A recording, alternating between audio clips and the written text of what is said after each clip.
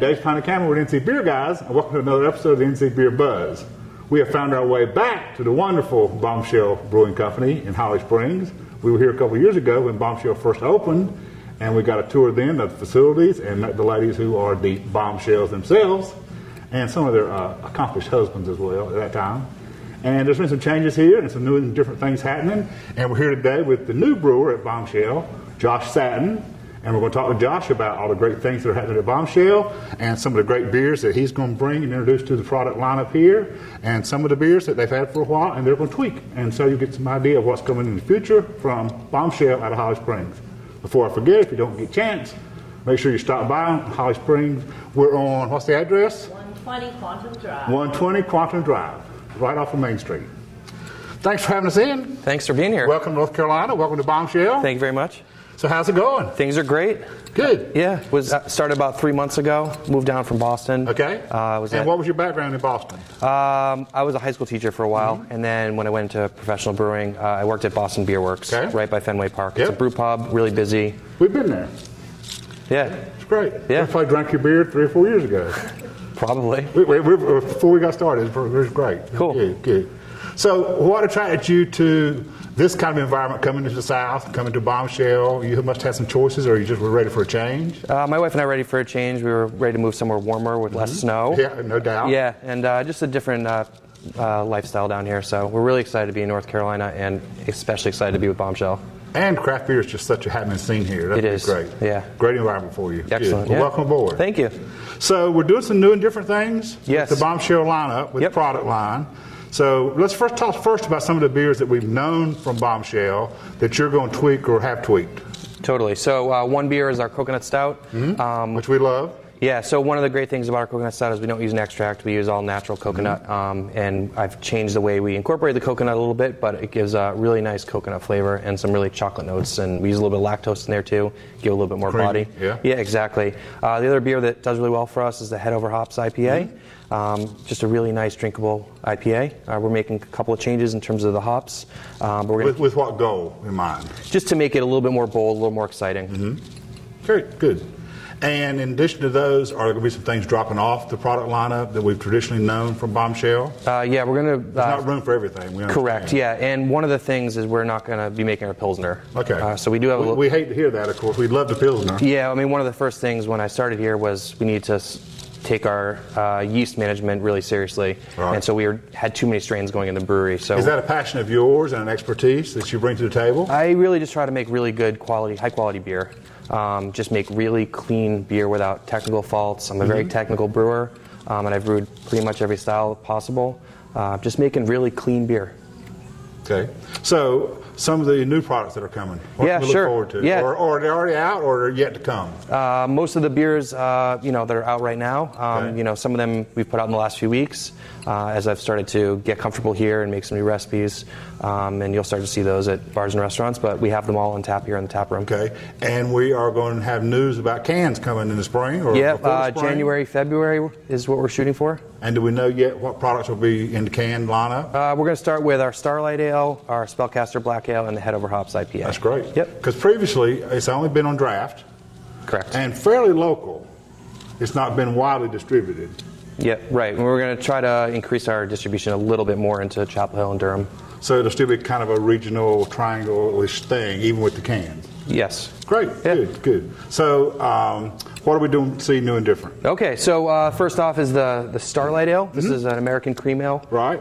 First of all, you can see we just make really bright beer. Beautiful. Yeah, really crisp, clean. I always like to start people off with that when they're drinking because it's a really simple beer, but also you can see our quality right away when you drink it. It's got a nice softness to it, and it ends really crisp. It's really easy to drink. Really aimed at sort of what the Pilsner was before, for people who like macros or people that just want an easy drinking beer. Kind of a gateway. Yeah, to the craft beer. Exactly. Or at the end of a sweaty day in the brewery, I love one too. Or a lawnmower beer. Exactly. Right. Yeah, it's hot here most of the year, so Good. What else? So the next one is the Spellcaster Black Ale. This one is really new for us. Very similar to a Schwartz beer. Okay. Smoky?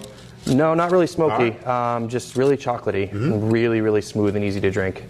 It looks and smells like a really bold beer, but it drinks really easy. Good. Yeah. That is the coconut stout, which we mentioned before. Right, which we love. And this is the new or the old version? That's the new one. Okay. We did a brief video with this one time before. It was a very good hit for us. And then? That's a Happy Amber After. Sort of Happy Amber After. Happy Amber After. Right, Happy Amber After. Yeah, so it's pretty much a classic American style amber. I use Vienna malt as a base malt, so it gives a lot of depth of sweetness to the malt bill, but it's a very drinkable and balanced beer. That's really what we're going for. Nice. Yep. And the last one is the Bombshell Strong Ale. This one's just under 8%. It's got a really nice malty flavor, dark fruit, raisiny kind of flavor, and we use Chinook hops, which is a little piney to keep it balanced. Seasonal for winter, more winter consumption. Exactly. Probably. Yeah. It might be a one-off. We're not sure. Yeah. Okay. We don't know yet. See how it hits. Exactly. See what it does. Yep. Good. And in addition to these, are we going to have some other standards still on that we're used to? What are the other ones we're used to getting? This will be it. This will be the lineup now. More or less. We're going to add some things in the spring too. We might make the lemongrass, which we were making that sort of as a pale ale. We might make it as a wheat beer. Okay. And we have a couple other things we're thinking of. And one of the big things that's going to happen when we brew in a couple weeks is a session IPA. Because we know that's just huge, and I really like them too. So great, yeah. Good. How much does you just referenced? You really like them. You're coming into an environment that existed for a couple of years. They had some ideas about what they were prior to you joining, and of course they wouldn't have brought somebody in that didn't want to have a full partnership and a full investment into what's going on here.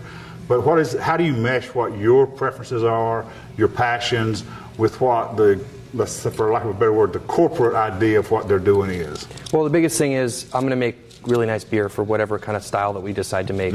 It's got to make sense in our portfolio, in the region, and what we're going to be able to sell. It's got to fit in the marketplace. Exactly. Yeah, it's not a personal preference for me. I mean, I can make a lot of different kinds of beer. So just whatever we decide to make, we'll make it really well. Right. And are we going to do some small batches too, some one-offs, and you'll always have something new and different around, or is it going to have to focus on the flagship? For a little while, I think we're going to be, once we start canning, and start, we're going to focus on those mainly. The production demands will be there. You've got to fulfill that can order. You've got to get them out the door. Exactly, and most of our volume is going to be going into cans. We'll still have draft around and in the tap room, but I think we'll still be able to squeak out a few smaller batches. Good. Yeah. That's great. So I don't put you on the spot because I know you're not the bar guy. The tap room is open how many nights a week, and what are the hours? Wednesday through Sunday. Okay. Like late afternoon till 9 or 10? Yeah, I don't know the hours exactly, but yeah. You want to jump in over there on the hours of the tap rooms? We'll make sure our people can come in and visit. Hey, this guys. is Jackie. Yep. Nice to see everyone here today. Our bar is open from Wednesday to Sundays. Wednesday we open around 4 o'clock until 10. On Thursdays we're open from 4 o'clock till 10. And then on Fridays and Saturdays we're open from 3 to midnight. Great, good. But then Sundays we're open from 1 to 6. Right. And what's great about it here is we actually came in and did a private birthday party for Dave when he had his big, well, we won't say what big birthday it was. He's going to have another one. He'd be a whole year older soon. And tonight they're set up behind the camera for a home brew club they're hosting here. So there's a little area here for event space. And since we were here 2 years ago, they also opened an outdoor area, which was not, it may have been originally in the plans, it wasn't open when we first came in.